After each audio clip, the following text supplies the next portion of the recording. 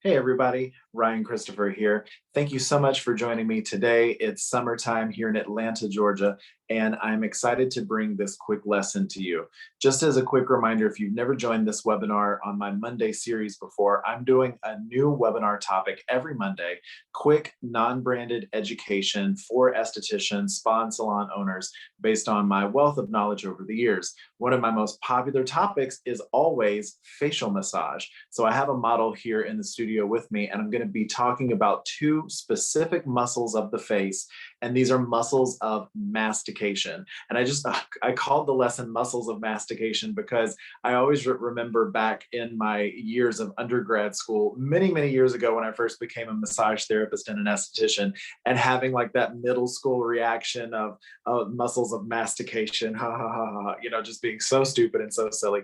But these are two specific muscles that I learned over the years were so important, especially for people who held stress mentally and physically in the body. A lot of people manifest their stress in these two particular muscles, and it can lead to actual teeth and joint issues in the mouth and in the skull and lead to a lot of pain over time. So we've heard of TMJ, or temporal mandibular joint syndrome, and this is a condition where over time people hold stress between their jaw and the sides of their skull, between these two particular muscles of mastication, and they hold so much stress that they start to grind their teeth together. This starts to cause all kinds of dental issues, but also an imbalance from one side of the muscle to the other can cause actually the jaw to come out of joint and cause even more pain and issues where you actually have to have corrective surgery. So it's crazy to think that as estheticians, we have the opportunity to relieve tension during a facial treatment with our clients that would help to alleviate or prevent that type of muscular buildup over time. And yes, it is something that is built up over time. These types of conditions, these TMJ joint issues that people complain about and have to have surgery, it's something that's built up over time. There's a much smaller part of the population that actually have these issues because of genetic factors and the way their bones were formed when they were born, but most people are dealing with these types of dental issues and joint issues just because of built up stress. As estheticians, we get to touch our clients every day and we get to really help to alleviate stress. So I want to talk to you about these two particular muscles that I keep referencing. The temporalis muscle, which is a very large fan-like muscle that sits on the side of the skull just above your ear, and it's on either side, but it runs down in a fan-like pattern. If you watch my fingertips, runs in a fan-like pattern towards the temple of your skull. So when it gets to the temple of your skull, the bulk of the body of the muscle has now formed together to start to create what is going to be the tendon, which is then going to lead up underneath your zygomatic arch and attach to the top of your mandible, to a little pointy process on the top of your mandible that hides underneath your cheekbone. So this very large muscle that sits on the side of your skull and covers all of this space in a fan-like pattern attaches one common tendon via one common tendon underneath your zygomatic arch to your jawline. That's the only place it attaches, is your actual jawline. How crazy is that? So this massive muscle is responsible for helping you to open and close your jaw. So when you're speaking, when you are yawning, when you're chewing your food, it's not really giving you a lot of power in your bite, but it's definitely responsible for opening and closing your mouth. It's the primary muscle that helps you to do that action. Then we have the masseter muscle. So the masseter muscle is a very short, bulky little muscle that sits on the angle of your jaw on either side of your skull as well. And it, similarly to the temporalis muscle, runs up underneath your zygomatic arch and attaches up underneath the arch itself via connective tissue and other bone in this area. So when you are biting and chewing in particular, or even grinding your teeth due to stress, it actually gives you the power behind your bite, is what the masseter muscle does. So when we are biting down or grinding our teeth due to stress, it's putting a lot of stress and tension in this area on the side of our skull. Now, I want you to do something really quickly just to make sure we're all on the same page.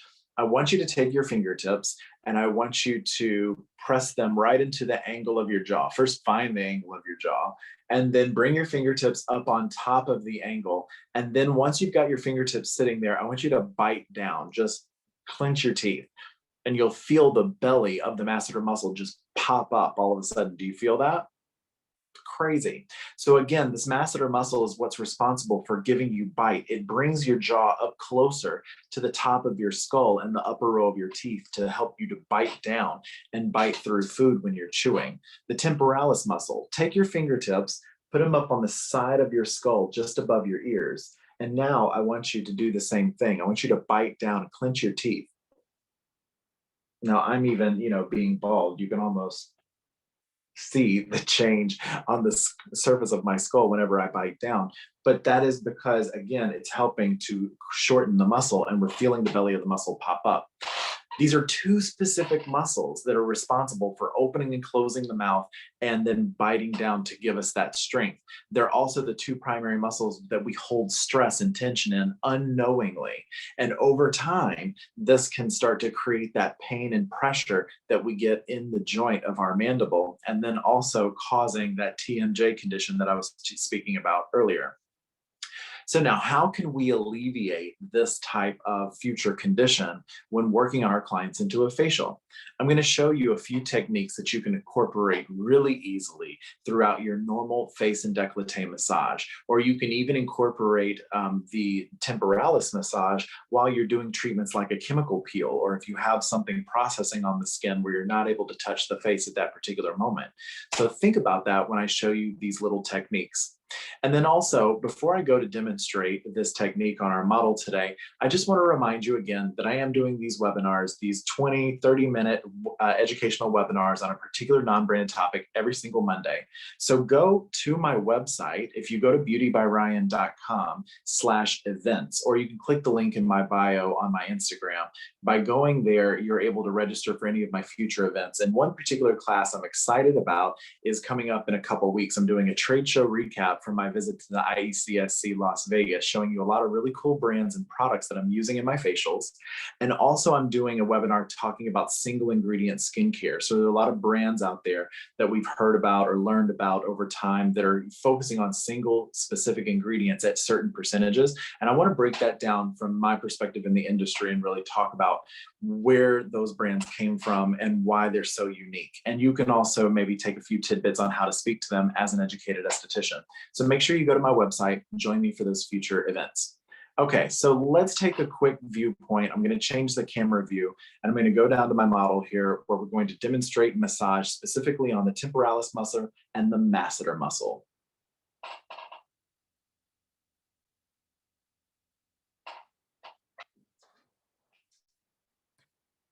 Okay, give me one moment here. Just going to change up my viewpoint.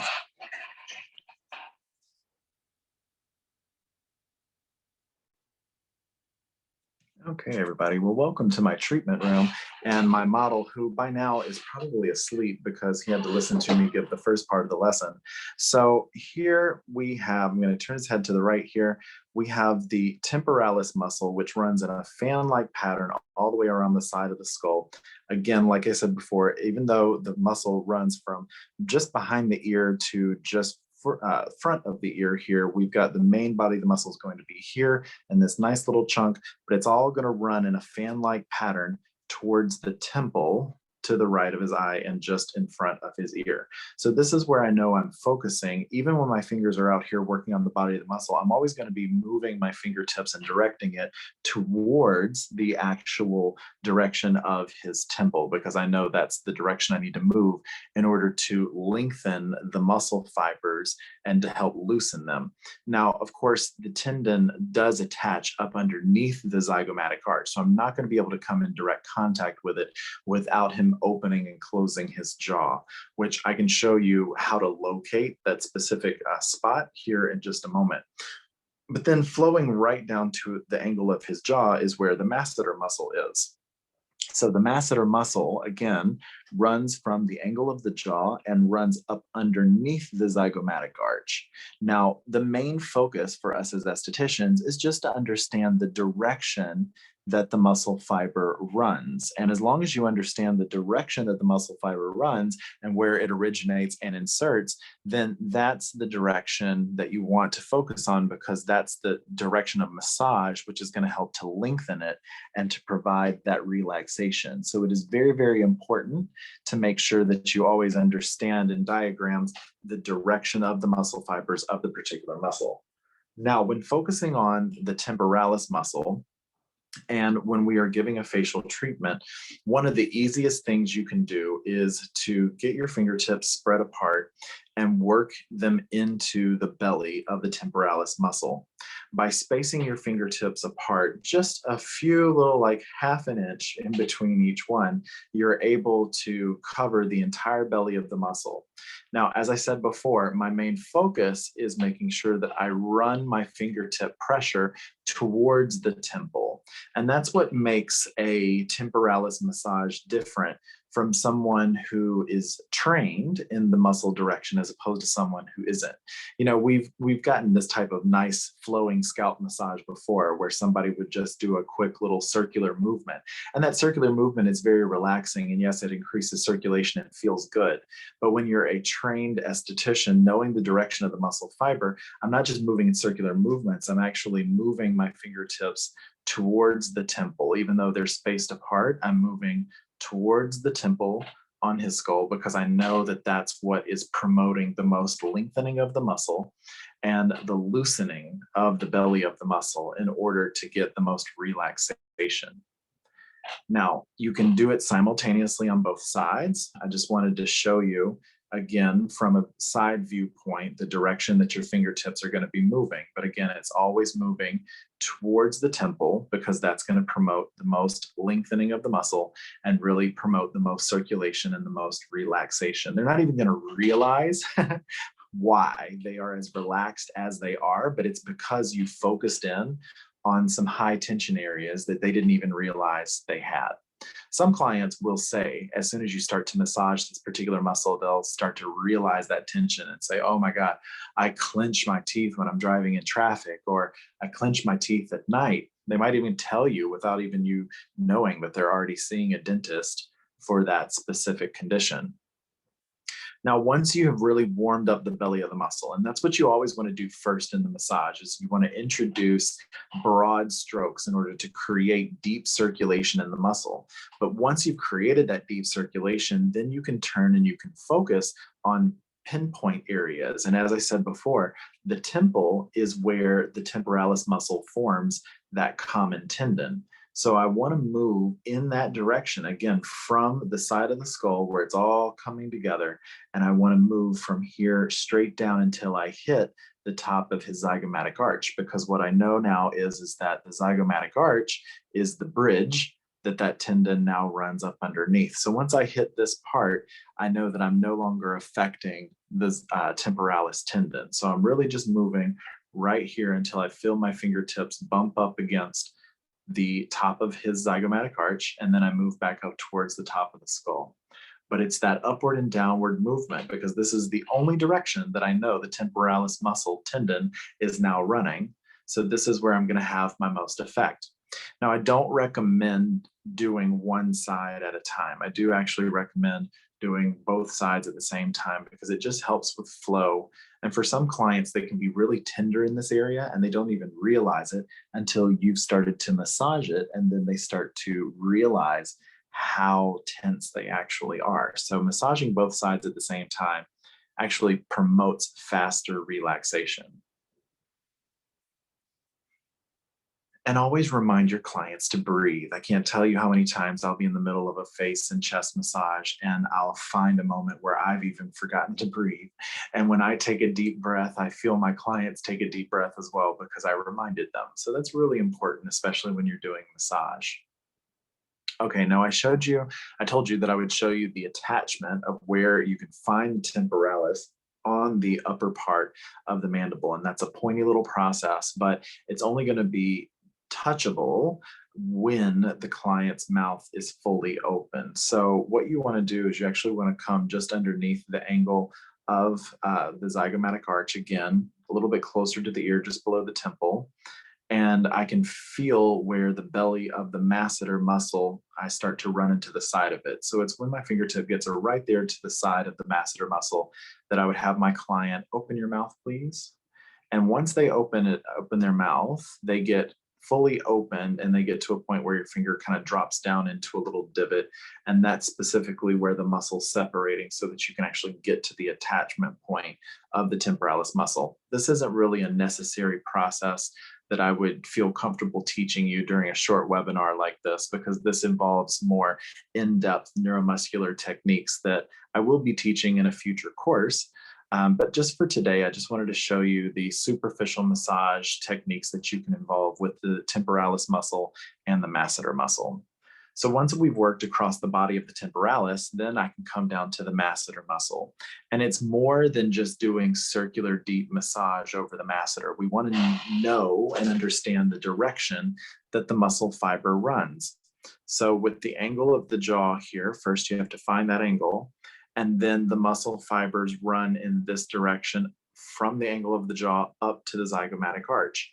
So this is the direction ultimately that I want to move whenever I am focusing on loosening this muscle. But again, it's not just about focusing on one side at a time. This can actually be quite tender for a lot of clients because a lot of people don't realize the amount of tension they truly hold in the masseter muscle.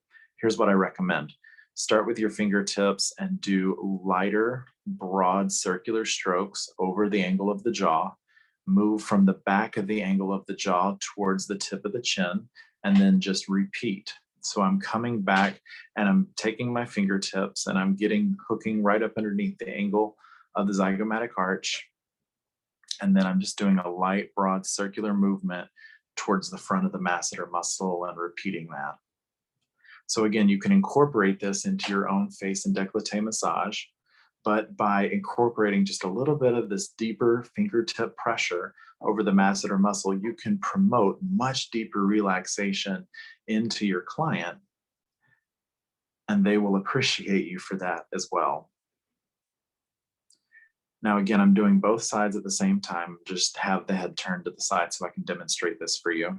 Once I've done these broader circular movements, then I'm just going to start from the base of the zygomatic arch, and I'm just going to glide my fingertips straight back towards the angle of the jaw. Once I hit the angle of the jaw, I gently hook my fingertips around the angle and just hold there for a brief moment, and then glide softly back up to the top of the zygomatic arch and repeat that process. So it's just like taking your fingertips and sifting through the belly of the muscle. And you do want to make sure that you have a really good glide. So you do want to do this during the face massage process. Some of you might be wondering, well, wow, Ryan, you're running your fingertips over your client that has a beard. Are you pulling his hair out? No, we've got a little bit of facial oil that's giving us a little bit of a glide. So again, I started by doing some broader circular movements over the masseter muscle, moving from below the ear towards the tip of the chin, and then now coming back, starting at the zygomatic arch, gliding my fingertips down until I hook the angle of the jaw gently, and then start back over.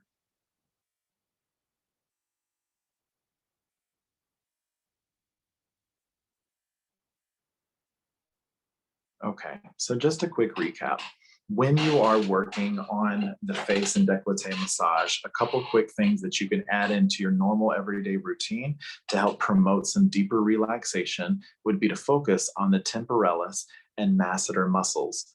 The temporalis muscle is a big fan-like muscle that's on either side of the skull, which you can massage with these broad circular movements, but then move your fingertips towards the temple from the top of the skull down towards the temple, because that's where the temporalis forms a common tendon. Once you've warmed up the entire body of the muscle by doing these circular movements, then you can get down and focus on the temples specifically and work your way from the top of the temples down until you hit the zygomatic arch and then back up. And by doing these long smoothing strokes on the temple, you're helping to loosen this entire muscle, helping to provide some more relaxation, especially for those that tend to clench their teeth and grind their teeth when they're stressed or grind their teeth at night. After that, we can drop down underneath the zygomatic arch and we can do some smooth circular strokes moving over the masseter muscle. And again, just always starting with more gliding, smoothing strokes to help create circulation in the muscle first. Once you've created that circulation, then you can go back and apply more deeper tissue techniques. So once we've warmed up the muscle, then we can go back and take fingertip pressure and focus from the zygomatic arch and glide down over the masseter until we hook the angle of the jaw. And then just repeat that process, gliding over the muscle, moving in the direction of the muscle fibers to help promote that lengthening and that relaxation of the muscle. Again, you can incorporate these techniques at any time throughout your facial massage movements. And this ultimately is what's going to help to create a very, very relaxing and also therapeutic experience for your clients. So I highly, highly recommend using these techniques whenever you're looking to affect some positive change in your clients in your facial treatments. So I hope you've enjoyed this fun little webinar. I will be emailing you a little recap afterwards so that you have this. And I am also going to upload the recording of it to my YouTube channel where I upload all of my weekly webinars for future use. Hope you had a lot of fun. I really enjoyed giving this quick lesson, and have a great week. I know it's just Monday. We're just getting started. So have a great week, and I will see you in my next live webinar. Thanks for joining, everybody.